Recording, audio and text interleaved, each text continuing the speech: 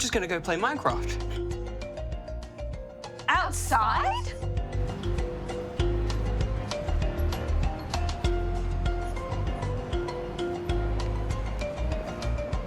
Just use your phone, look through the camera.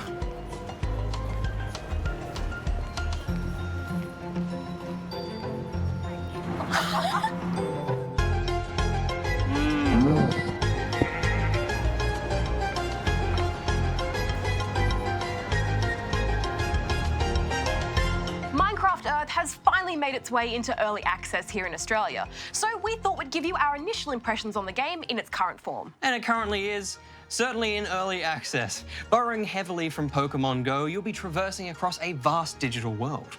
Mobile device in hand, you'll encounter chunks of Minecraftia and the occasional mob. Tap on them, and then continue to tap on them, and you'll be granted with a few precious resources, which you'll of course need for building. And as much as I got a thrill out of watching the word uncommon pop up below a rare ore, you do this so often it gets old very quickly. Thankfully, augmented reality, or AR, is here in all its gimmicky glory. On your journeys, you'll occasionally come across adventures. These are procedurally generated chunks of Minecraft for you to explore. Once you've tapped, you'll need to find a spot to drop down the world and bam, it's Minecraft in AR.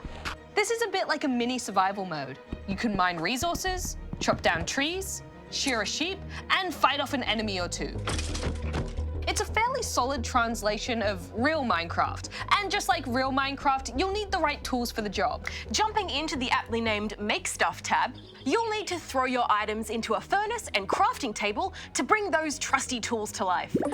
But make sure you've got everything you need on your hotbar, as you can't access any other items within the adventures. It's cool to see so many elements from the main game here, but they've annoyingly added a dreaded staple of mobile games, timers. Both crafting and smelting items takes a set amount of time, and with only a single slot for each, you'll be waiting quite a while before swinging that desired iron pickaxe. You do have the ability to speed up those timers using the game's Ruby currency, but they're drip-fed to you in fairly useless amounts. So if you want speedy smelting and crafting, you'll be steered towards microtransactions fairly early on, which is all kinds of gross. But that's hardly the worst thing. If you felt silly swiping at invisible Pokemon in Go, wait until you maneuver through an invisible structure in public.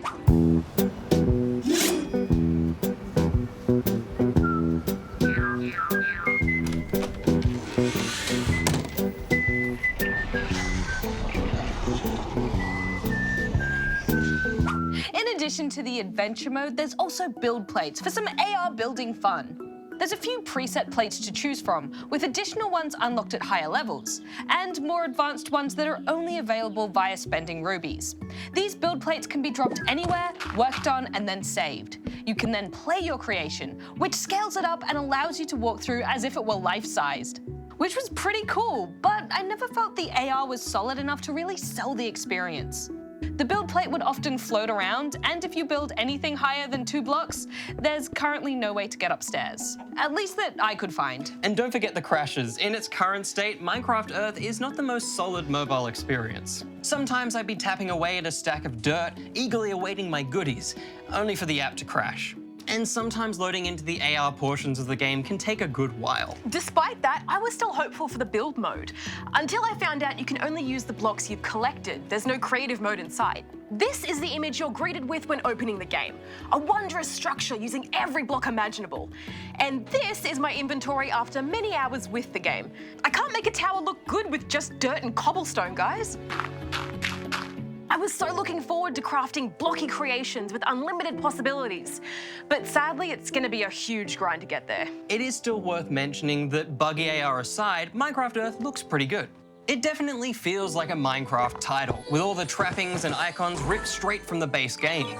With headphones in, the sounds and music quickly transport you to the world of Minecraft, and the overall design is clean and easy to understand. But I've kind of seen it all before. It obviously takes heavy inspiration from Pokemon Go, so it's hard not to compare it to that, and this just feels like a bit of a downgrade. Oh, absolutely, especially regarding that main map.